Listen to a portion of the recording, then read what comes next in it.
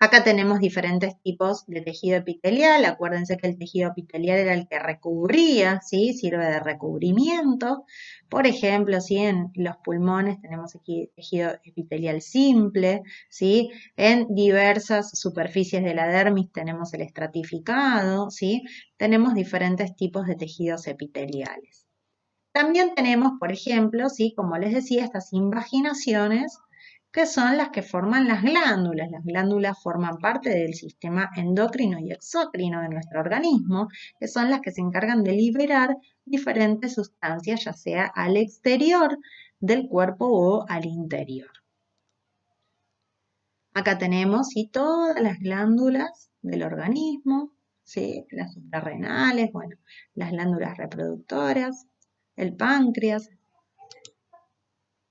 Bien, acá tenemos el tejido conectivo, que era, acuérdense, el que conecta, ¿sí? Son tejidos formados por colágeno, ¿sí? Elastina, y dentro de ellos tenemos el conjuntivo, el adiposo, el cartilaginoso, el hematopoyético y el óseo. Acá tenemos el tejido conjuntivo, que yo les decía que servía de relleno y soporte, que está dividido en laxo y reticular. El laxo es el, por ejemplo, debajo de la dermis, y el reticular, por ejemplo, lo tenemos en la médula ósea, en el timo.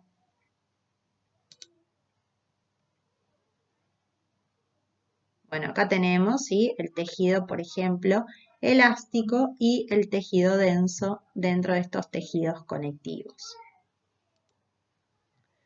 Vamos al otro, el tejido adiposo. Este tejido, acuérdense que servía como aislante térmico, ¿sí? Ese aislante térmico, por ejemplo, los grandes mamíferos acuáticos tienen una gran capa de tejido adiposo, justamente para evitar que la temperatura interna sea mucho menor a la adecuada. Pero también tenemos tejido adiposo entre las células de los órganos. ¿Esto por qué es? Bueno, porque justamente el tejido adiposo también tiene la función de servir como amortiguación mecánica, y esa amortiguación mecánica ayuda, por ejemplo, a que si tenemos un golpe, por ejemplo, un órgano no se dañe. Por eso es tan importante este tejido, ¿sí? Que siempre lo menosprecia. Bien, el tejido cartilaginoso, ¿sí? Era los cartílagos. Decíamos que se dividían en cartílago hialino, elástico y fibroso. El cartílago hialino está formado, ¿sí? En principio por el colágeno. Y, por ejemplo, ¿sí? Forma parte de lo que son los órganos de la nariz, ¿sí? Las costillas y la laringe. Y después tenemos el tejido cartilaginoso elástico, que, bueno, tiene abundantes fibras de elastina y, por ejemplo, está presente en el cartílago de la oreja. Por último teníamos los cartílagos fibrosos, que generalmente eran los que hacían este colchón, por ejemplo, en los meniscos, en los discos intervertebrales. También tenían mucho colágeno. Bueno, también hablábamos del tejido óseo. El tejido óseo es el formador de los huesos. Estos huesos se forman gracias a diferentes células. Esas células lo que van a hacer es ir armando, formando hueso, pero también ¿sí? Sirven de mantenimiento, o sea, se van a ir regenerando y reconstruyendo. Tenemos los osteoblastos, ¿sí? Que son estos que les decía que se encargan de esta reparación y regeneración ósea. Los osteocitos, que son las células más maduras y que son los osteoblastos maduros, por así decirlo, ¿sí? Y que justamente ya están, digamos, en el último proceso de su vida.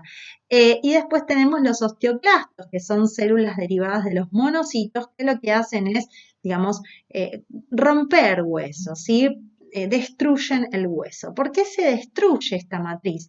Bueno, porque el hueso se regenera, entonces están los osteoblastos que forman hueso y los osteoclastos que lo, digamos, rompen. Entonces, justamente lo que hace esto es generar ¿sí? Una reconstrucción y una reparación del hueso. Sucede que en algunos momentos de la vida ese osteoblasto deja de tener una actividad muy abundante y empiezan a aparecer más los osteoclastos. Y eso hace que el hueso se degenere dando enfermedades tales como, por ejemplo, ¿sí?, la artritis. Dijimos que el hueso estaba formado, acá tenemos el fémur, ¿sí? Un corte longitudinal de este hueso me puede dar, por ejemplo, lo que es la parte interna, que está formada, por ejemplo, por hueso esponjoso. Acá está la médula ósea roja, que es aquella que va a generar eh, los elementos formes, y el hueso compacto, ¿sí? Es un corte transversal, sería de esta manera. Acá tenemos y el hueso entonces esponjoso y el hueso compacto. Hablábamos de los huesos pueden ser cortos, como los huesos, por ejemplo, del pie, los huesos de lo que se denomina tarso, el pie, y los huesos del carpo, la muñeca, pero también, por ejemplo, las vértebras. Después tenemos huesos largos, que son los que generalmente se presentan en las extremidades, y después tenemos los huesos planos, ¿sí?, como los huesos del cráneo, las costillas, que protegen órganos muy nobles. Estamos también hablando del tejido muscular. Este tejido muscular tenía la posibilidad de contraerse para generar diversos movimientos. Existían diferentes tipos de tejidos. Ese tejido podía ser liso, ¿sí?, o podía ser estriado. Vamos a ir viendo, acá tenemos una fibra muscular, fíjense cómo está formada esta fibra, y justamente, ¿sí?, tiene diversos tipos de elementos, y está formado más que nada por actina y miosina. Acá tenemos el músculo liso. Acuérdense que el músculo liso genera los movimientos involuntarios que justamente están en los órganos, por ejemplo, y en los vasos sanguíneos, y que se encargan de contraerse y dilatarse justamente, ¿sí?, al momento o en un estímulo. Después teníamos el músculo estriado, que son los que se encargan de los movimientos voluntarios, aquellos que nosotros podemos controlar, y justamente son los necesarios para generar el movimiento, los movimientos voluntarios, ¿no?, lógicamente. Después tenemos el músculo cardíaco, que es una mezcla entre el músculo liso y el músculo estriado, y lo que genera es justamente, ¿sí?, un movimiento involuntario, pero con una gran capacidad de contraerse, justamente para eyectar toda la sangre que necesitamos en todo el organismo.